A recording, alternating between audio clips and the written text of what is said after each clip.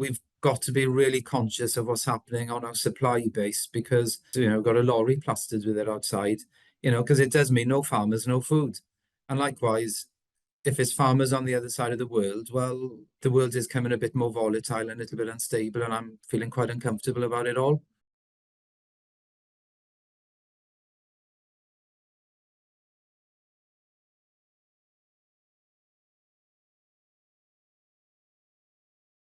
So thanks, folks, for joining today's call for our short project, which is called the Public Plate Procurement Learning Journey. And this is just a short piece of work on behalf of the Public Services Boards in Swansea and Neath Talbot, and in partnership with Boyd Abertawe, to try and pull our thinking and bring people together to focus on the topic of getting more local food on the public plate, particularly in Swansea and Neath Talbot. And the idea of this learning journey is that we'll learn together over the next few weeks, potentially culminating in an in-person event in Swansea in a few weeks' time, to see what the barriers are, what the obstacles are, and where is the low-hanging fruit, to try and make some progress on getting more locally produced food from farmers, growers and food producers in our region onto the public plate, in the local authorities, in the colleges and universities, in the hospitals and schools, in all sorts of public settings. How can we use our spending power in the public organisations to support a local, sustainable, resilient food system? But Ed is joining us from Castell Howell Foods, which, as we all know, is the key food distribution contractor in our region, and very proactive around sourcing more local food, which is not without its challenges and barriers. Now, last week, Simon mentioned in his presentation that one of the quickest and easiest immediate steps that organisations can take is to work more closely with their existing food distributor, because we have a distribution model in operation in most of our public organisations, and see where the low-hanging fruit is and how that distributor can support organisations to get more local food into their supply chain. So Ed, I'd love for you just to spend a bit of time just talk around this. I know it's a passion of yours. You're involved in various different initiatives. We worked with you on the Field to Fork project in Bishopston Comprehensive, and we'd love for a little bit of insight and update from you. How do you think organisations can be taking steps forward? And your insight would be valuable. Thanks, Ed. Okay, wel, diolch Don, thanks Don and Zoe, and bore da pawb. Gobeithio chi'n gyd yn iawn, hope you're all okay. You'll have to forgive me first if my possible usual enthusiasm might be tarnished somewhat by what's happening in the agricultural sector. It won't be the activities of farmers and the disgruntlement, if just to say it lightly, in the supply chain is quite unsettling at this stage. And I don't mind sharing with you, because I shared it with 3,000 farmers in Carmarthen a couple of weeks ago, that we have written a letter to Leslie Griffiths and some of the Labour MSs, and slightly different letters to other politicians, just to outline our concern, really. And this meeting is a really good example of really good initiatives at our side of the supply chain, so supplying into public sector caterers in this instance, to try and pull the demand of Welsh produce through the system, yet at the top end of the supply chain, or really upstream that supply chain, the Sustainable Farm Scheme proposals is doing the opposite. And I can't quite comprehend the contradictions in really good things. For example, our call here today, encouraging things, and the enthusiasm we might have, and that compares, it's totally opposite to what's happening on the agricultural level. And if we want to introduce more food into the public sector, beg your pardon, more Welsh grown food into the public sector, obviously we need farmers who are engaged, who are profitable, and who feel that they're being valued. And I think without those, then we're as well ending the call now, basically. We hosted farmers from Gower last week, and I recognise some of them through yourselves, really, with Emma. And it was another reality check, which is perhaps coming on a daily basis now, of how the anxiety within farming, the feeling there's no future for them, for their children, and I'm really not too sure how we can what is in our gift as a group here to try and reverse that. I spoke to some farmers, the National Farmers Union, Carmarthenshire, early January, and bigger pardon, it was in just before Christmas. Sorry, there was another group in January. So I had on my slides there some of the really good things happening on our side, and the proposal or the FSF hadn't been launched at that stage. And I guess, as is the common theme, they're saying, well, yeah, that's all well and good, but who's going to pay for the extra? And I think what we need here in this group and across Wales is some kind of commitment to say, yes, not only are we behind you, we want to put it on menus, but we recognise there's going to be some financial input there somewhere, and we're with you on this journey. So a really powerful message from the Public Service Board, possibly, and essentially some kind of commitment to pay in a bit more.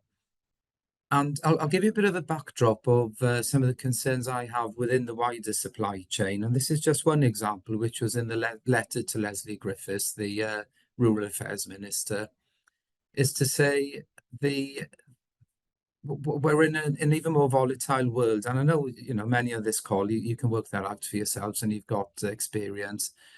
But 2 or 3 weeks ago, we had a letter from our carrot supplier, and frozen carrots mainly come from the Netherlands into the UK. You might know that. Lots of reasons behind that, but that's where we're at.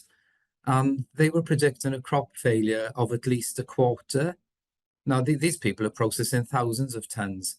They're sourcing from northern Spain, Italy, across Europe, Poland, etc., and of course in the Netherlands. And of the 3/4, it's at least a quarter because of adverse weather. But of the 3/4 which are left, then they're not even sure how many of those are going to come out of the ground. But they can say categorically a quarter is gone. Where do you mean? And we're seeing that more frequently. Now, I guess what we need to do then is, and what this group here, our aim is to stimulate that growth, literally, of horticulture within Wales. So that's a positive thing. So we're not only helping the local economy and so on and so forth, but I'm not saying this lightheartedly or jumping on any perceived bandwagons with no farmers, no food, but it's true. That is the reality of the situation. If we're not getting our carrot in this instance, and I could give you plenty of examples, but let's go for that. And we'll say we in Wales, not Castell Howell, Wales and the UK, we're either going to pay more for them or they're not going to come in at all, and so on and so forth. But if you look at the well-being, because we put a bit of thought into this then, if you look at the well-being of Future Generations Act, and if we're looking at a globally responsible Wales, if we're going to negate the growth of our agricultural outputs in Wales, and there are some problems that need to be fixed in agriculture, as there are across every sector, then, and if we're content to get food from other parts of the world, well, what's the impact there? Are we depriving people in, I don't know, Kenya, Poland, Nigeria, wherever it comes from? Are we depriving those indigenous people from their food because we've got a little bit more money? So it's quite a complex sort of place we're in now. And if anything, it's made thousands of farmers and those in the supply chain a little bit more engaged in policy and the politics behind it. So just to, I guess, underline again, we're trying to create, we're here creating a demand, but that's futile if we haven't got the supply. And we've got to get the farmers on board because, as I say, it's the mood is pretty despondent out there, irrespective whether you're dairy, beef, horticulture, whatever it is. So we've got to kind of find a way to bring people on board. And the main thing to bring people on board is some kind of guarantee of income. The gent earlier, Simon, I think, mentioned risk in the supply chain. Well, there are plenty, and we're seeing them on an operational basis. But nevertheless, the positive things. Then I'll move on to the good things that are going on. When we're looking at risk in the supply chain, food safety is the first risk. We don't want to make people ill, irrespective where the food comes from. So you might be familiar with this courgette project, which was 2022, and that evolved last year, and we're in year 3 now. So in the group we're involved in, with Food Sense Wales and Farming Connect, Lantra, and a few other people. So it's grown out to a cohort of 8 growers. And we like to emulate that down Gower as well.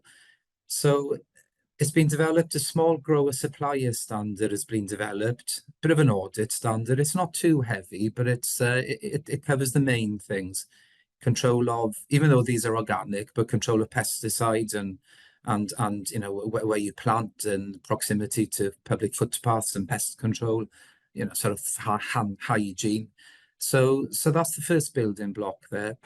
But where we're going now and a little bit more advanced than we looked last year is, again, those costs and what is the gap between conventionally grown or imported veg in this instance with the cost base that they have.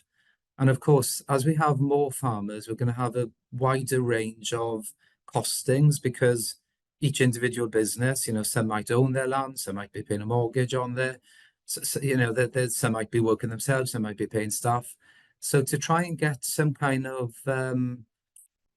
stable cost price when there's more farmers coming in, it's going to be a bit of a challenge because supplying the public sector, let's say we're supplying, let's use carrots as our go-to veg.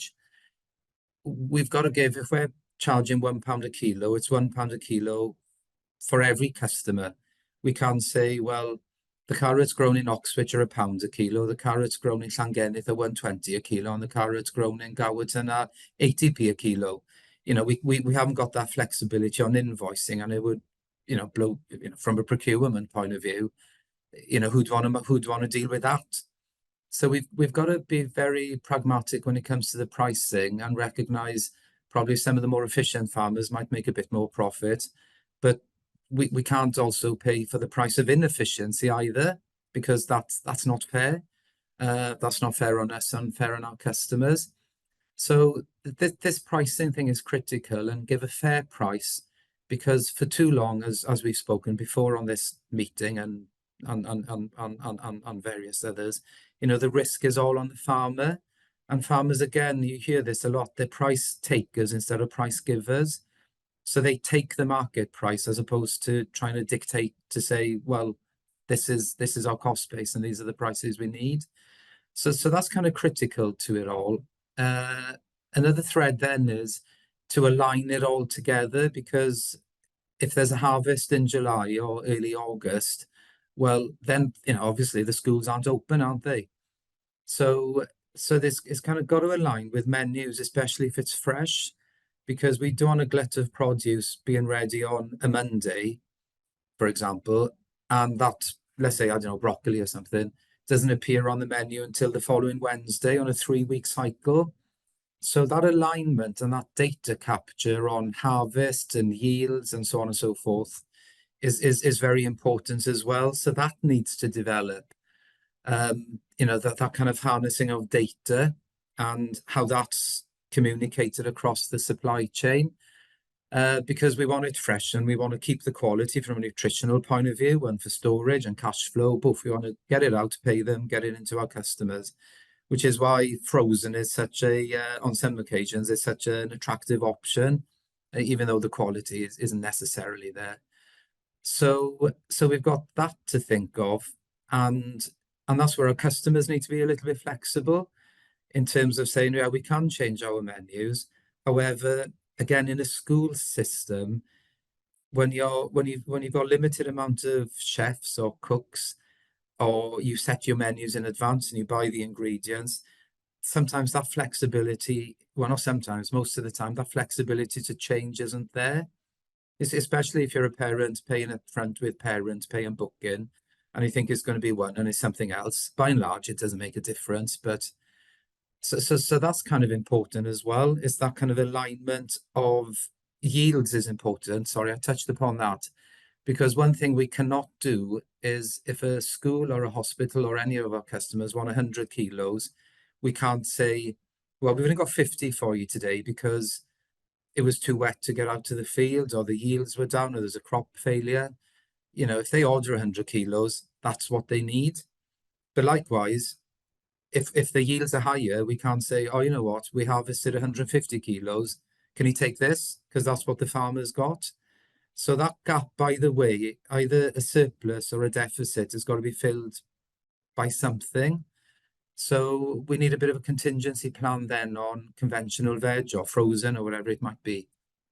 Okay.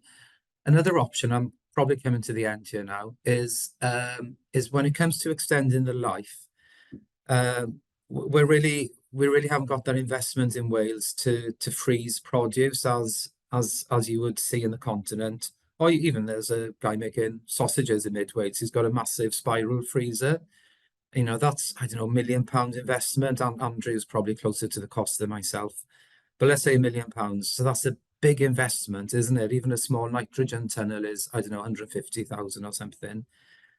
So what we started last year is to see if we can extend that life and try and negate those surges in supply through turning them into multi-portion meals, which can be sold into the hospital kitchens or the school kitchens or any others.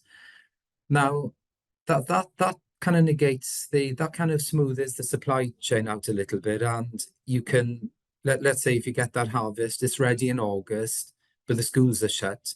Let's say it's cauliflowers for ease. Then we can say, well, we'll turn that into a cauliflower cheese meal with broccoli and so on and so forth, and make sure the nutritions are fine.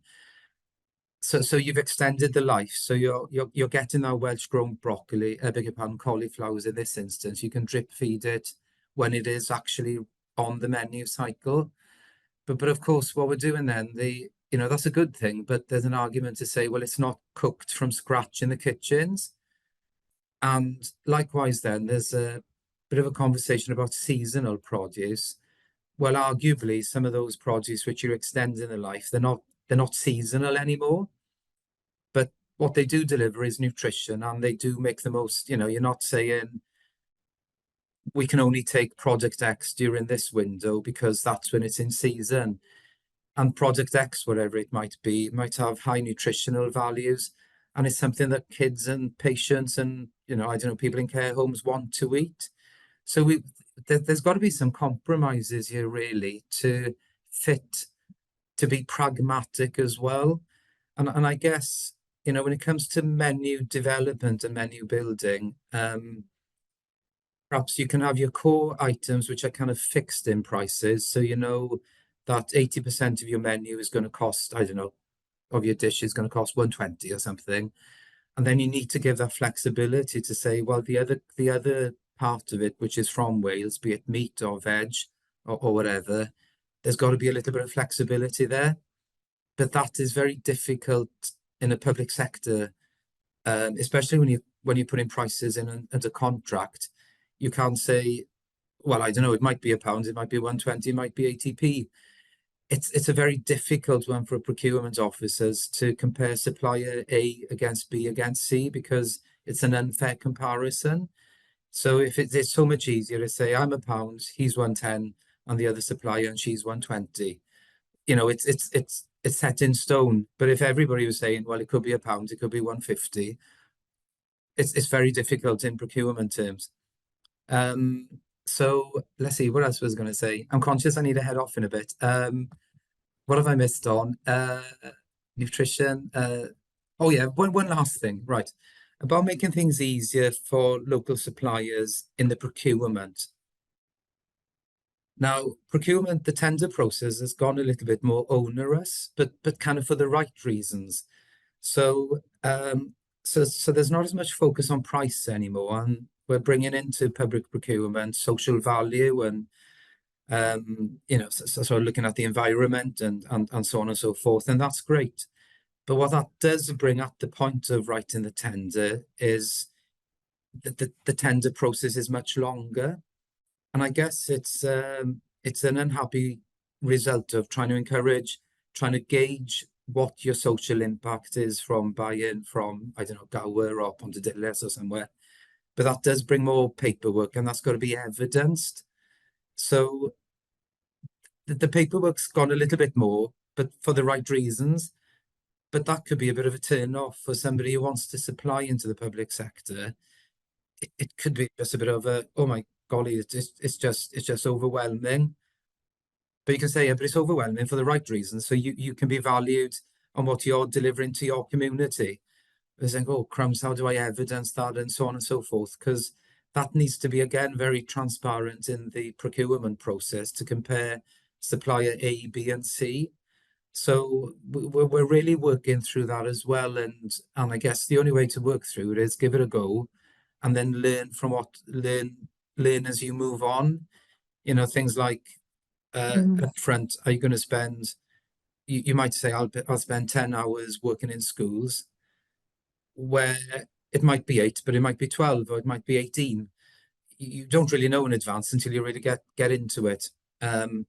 So lots of positives, but my final message to all of you there is we've got to be really conscious of what's happening on our supply base, because I know it's got a lorry plastered with it outside, because it does mean no farmers, no food. And likewise, if it's farmers on the other side of the world, well, which we are in a global trading market and have been for arguably centuries, really, British, Commonwealth and the likes. But the world is becoming a bit more volatile and a little bit unstable, and I'm feeling quite uncomfortable about it all. So hopefully that was okay, Don, and I didn't ramble on too much. Thank you. Thank you, Ed. Yeah, really useful insight from your perspective, and you're bridging that gap between suppliers, farmers, producers, and really awake to all of those challenges, which is very useful for all of us to hear. And I could pick up lots of your points there. The key one is this need to spend a little bit more money on local food, and also that actually if a quarter of all the carrots are having a crop failure, then food is going to be more expensive. So the sort of gap closes. We're going to have to spend more money on food one way or another, and we should be spending that in our region supporting our farmers.